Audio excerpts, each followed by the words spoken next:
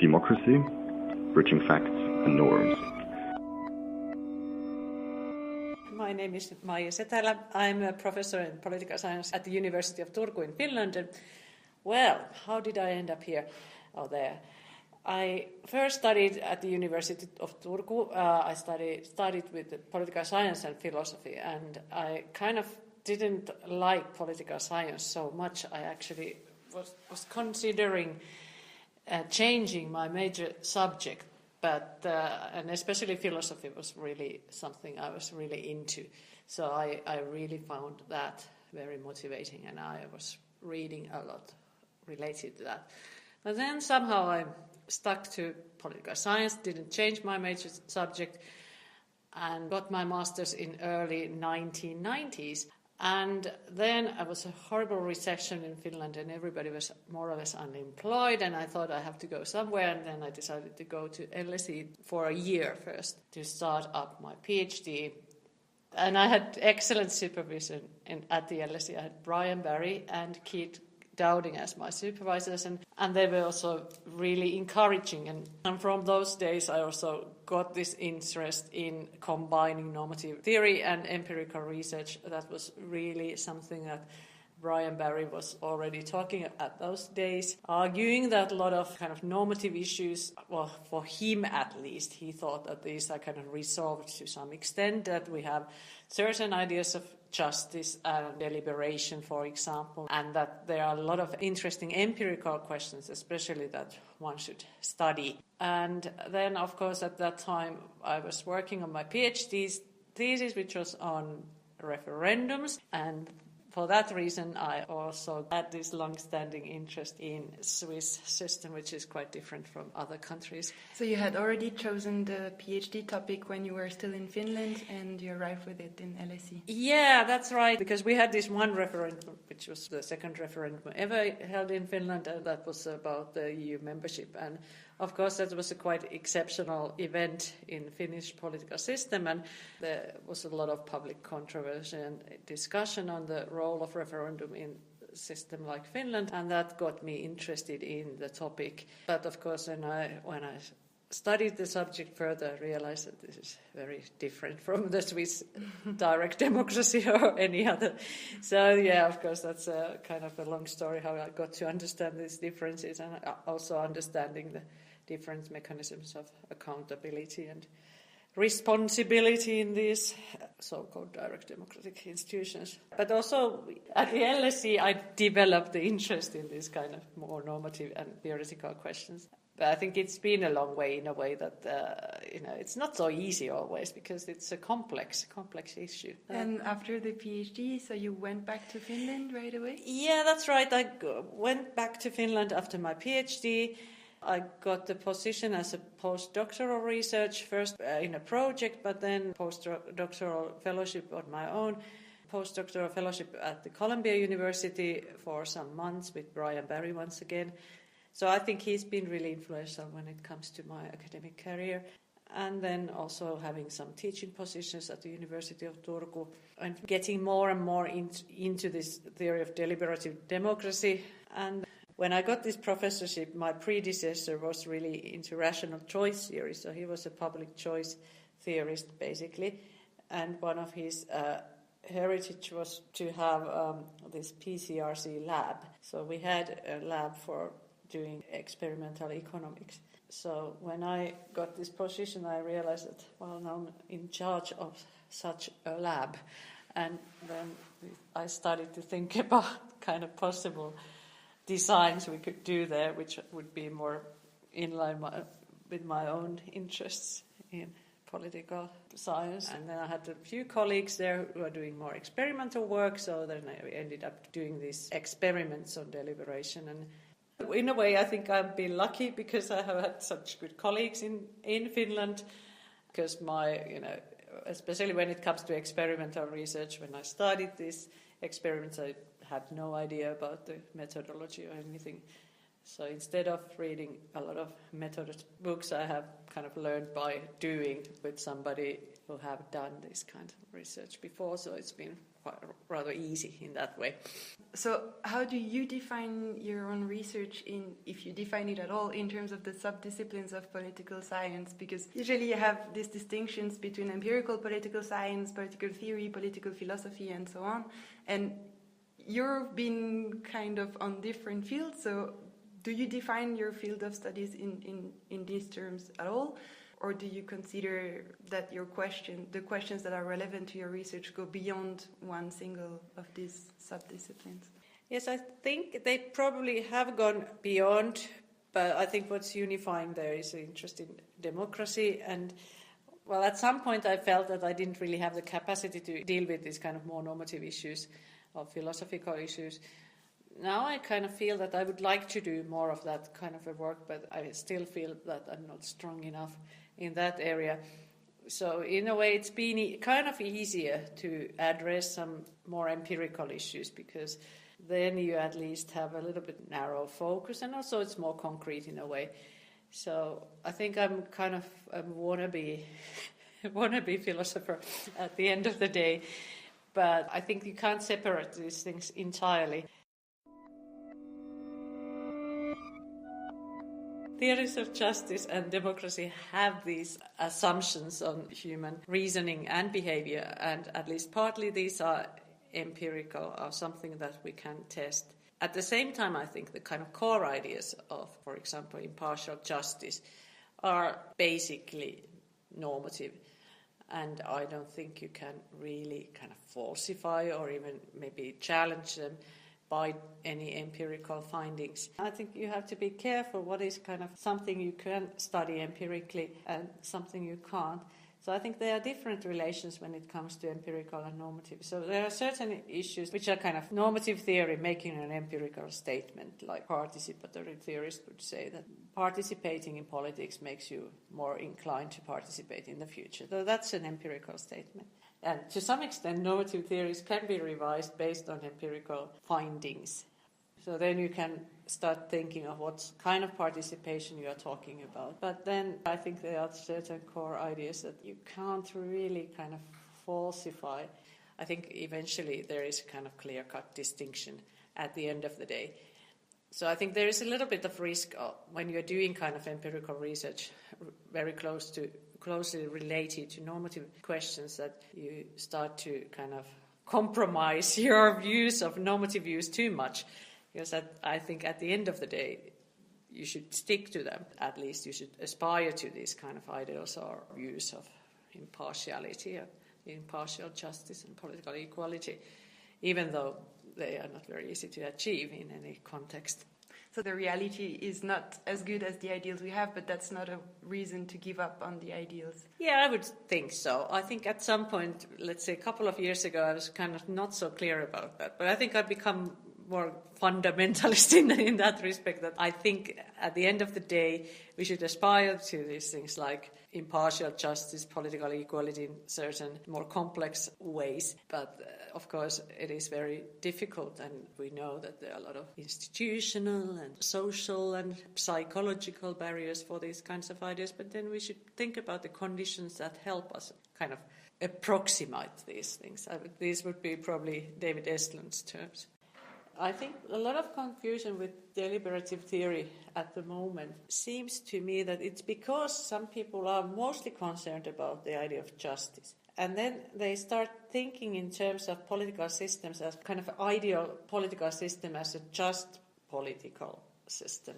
So then you start thinking about ways in which people can participate in the political system and how they can influence the agenda and so forth. And then, this is not all deliberation. Some of it is participation. Some of it is something else, mobilization. And these should not be regarded as deliberation. So in that respect, I think the article by Mark Warren, which will come out this year, I think, in American Political Science Review, which is about the kind of a functionalist view of democratic system. That's probably more useful than the approach based on the idea of deliberative systems.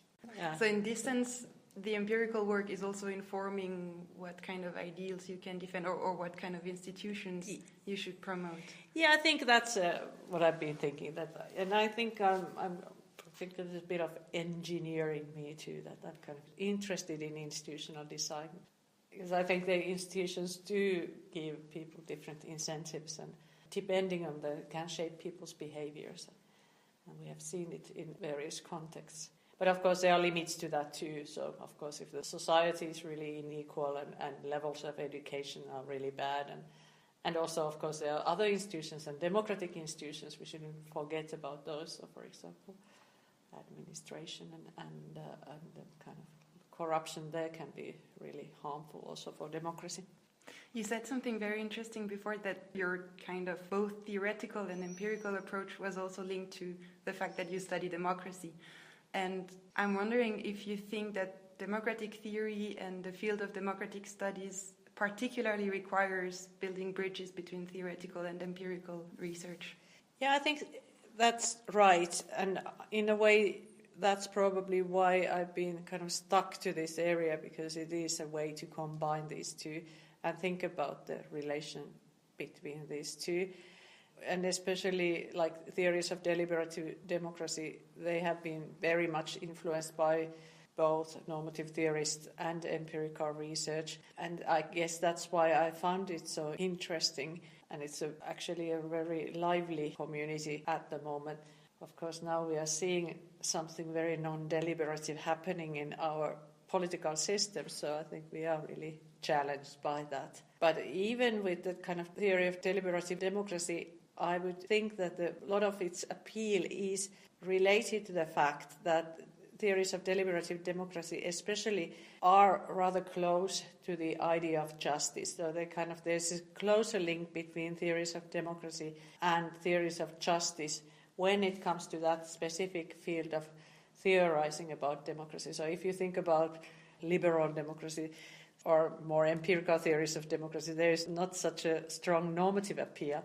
Whereas in theories of deliberative democracy, especially, there is this kind of normative appeal which is based on the close link with the theories of justice. You mentioned that you work with your colleagues quite often on projects on experimental research, for instance. How does this direct collaboration with people from maybe different disciplines or with a different approach functions? And what do you contribute in such interdisciplinary work? Well, for me, it's not been so interdisciplinary because most of them have been political scientists, others more experimentalist or more empirical political scientists. Now we've been working with some behavioral economists. Well, I think it's been rather fruitful. For me, well, of course, I've been learning a lot, but I think I have also kind of maybe a bit different ideas what they have, because they tend to read the kind of literature on their fields. And especially with economics, I think it's relatively easy. If you add something like a discourse or something, it's already outrageous and they don't really understand that this could make any difference anywhere. But for us, of course, it's very obvious that these do make differences. When you work, for instance, with economists, do you have to convince them of the validity of your approach with including discourse and so on? Or do they trust you, for instance, with the theory part and then they do something? How does it work very, very concretely?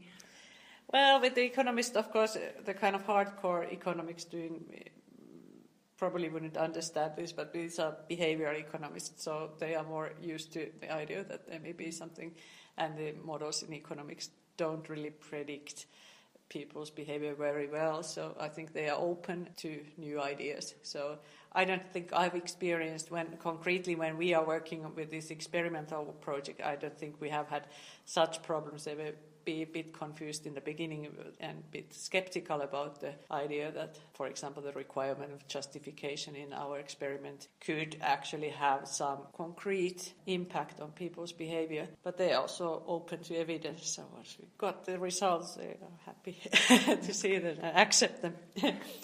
Yeah, and then for what audience are you writing? Do you have to choose between an audience of behavioral economists and one of political scientists, or do you find an outlet for such interdisciplinary work? I would think that this would be mostly political science journals, what we are aiming for, because there is quite a lot of experimental political science also. You were included as an expert in several policy commissions in Finland, and one of them was the very successful preparation of a project for the introduction of a citizens' initiative in the Finnish constitution. What was exactly your role in this commission, and how did this process go from your perspective as a political scientist? Well, it was really interesting. I think it was 2009 when they invited me to be part of this committee, and it was really one preparing the drafts for some constitutional changes in Finland.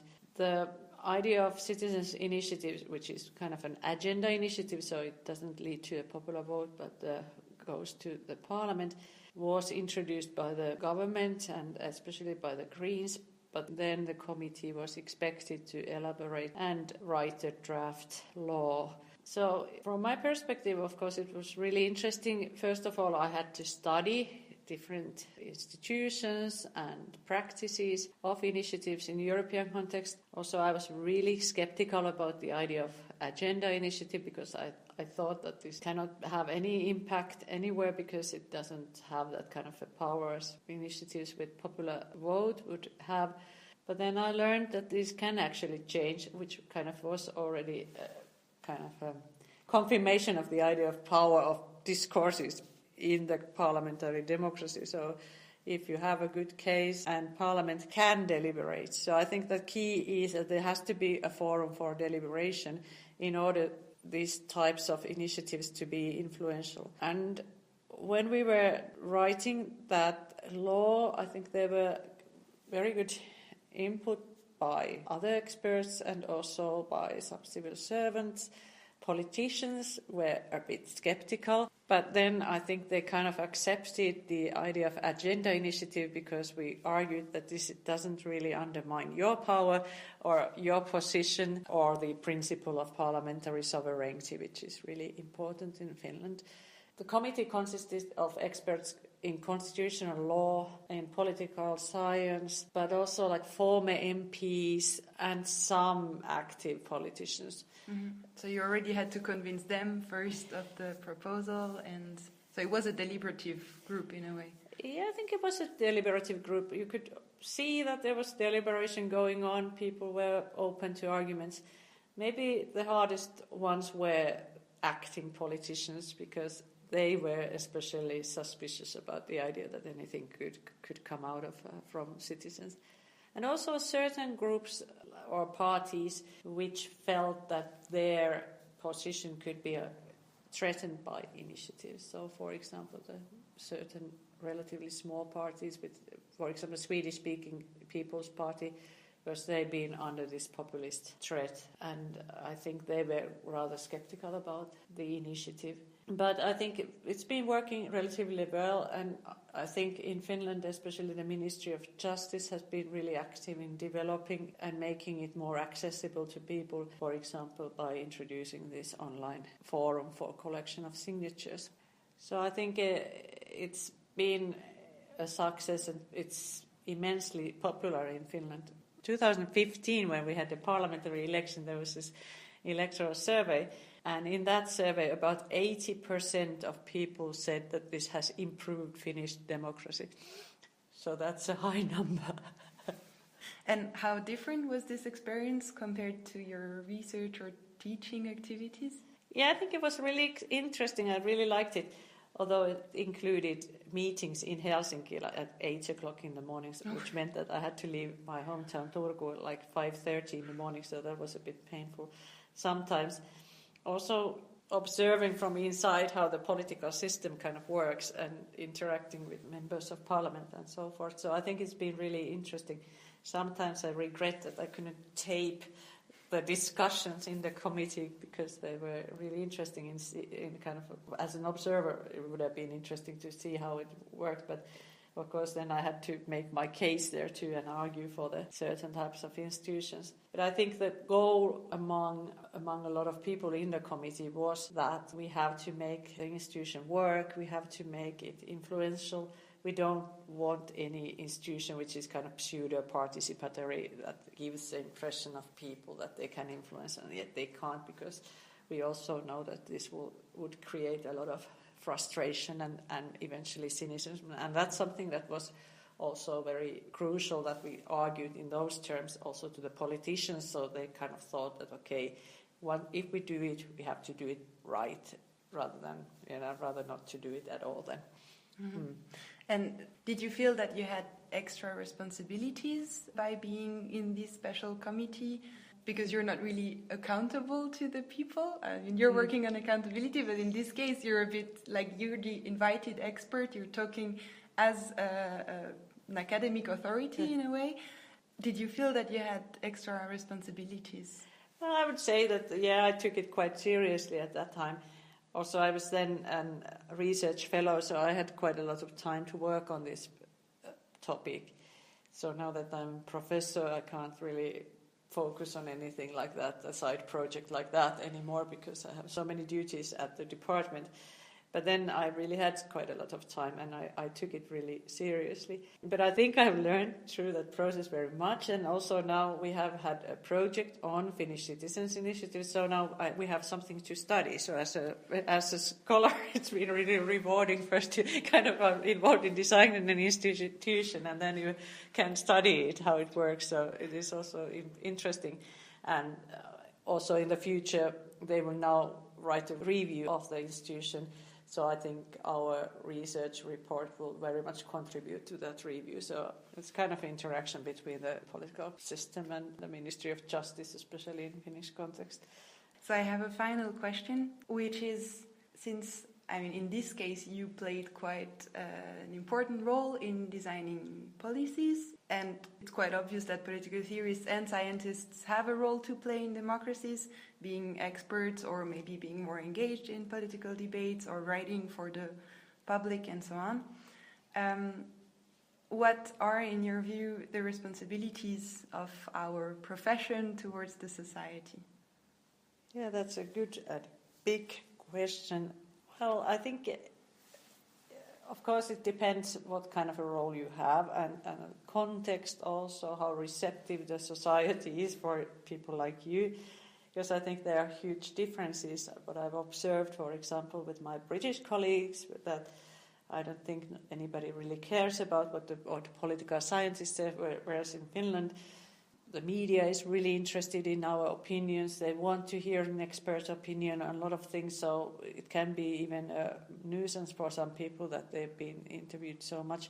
So I think in a way, I'm in a lucky position that I'm in a society where experts are still appreciated and listened to. But I think fundamentally, for me, of course, being a democratic theorist, I'm interested in developing democracy and trying to make it work. I'm not so much a public figure. I'm kind of, I've been interviewed in several places and so forth, but I'm not like in the media all the time.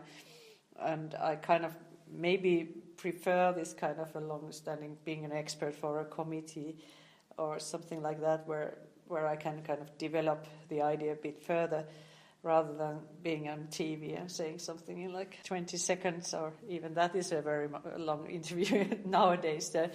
But I think it is important that we interact with the society and we try to make our topics relevant. Of course, there are certain, areas of basic science that basically you may be not able to do that.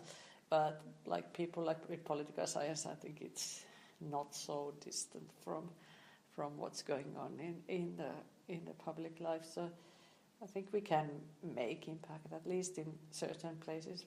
Probably it is the same in Switzerland as in Finland. But for example, in Britain and United States, I think it's rather different, and people's attitude towards experts can be quite different too. And besides the fact of trying to reach a wider audience, do you think that there is also responsibilities in the sense of choosing a certain topic of study? Well, I don't know. I'm not sure if we can generalize like that. I'd rather not. So I think for me it's been rather easy because I'm a democratic theorist and interested in democratic innovation. So it's been. But for instance, the fact that you're working on Finnish cases quite regularly, it's also a form of service that you give back to the taxpayers who are paying exactly whether they like it or not. Well, I don't know. Yeah, but I don't think you can generalize. I think, of course, you should have this kind of academic freedom and let different ideas and areas, I wouldn't like to constrain it too much. So I think it's also important to have a bit crazy ideas and topics which are not so common and also something totally not useful. So I think in academia you should have an opportunity to do something which is not useful, because we are maybe a bit too much stuck with the idea that we have to be so useful. And we don't really know what is useful in the long run. And also there are the other values than being of use. So I think I would say that academic freedom, you should do whatever you fancy. Thank you very much. Thank you. Brought to you by democracynet.eu.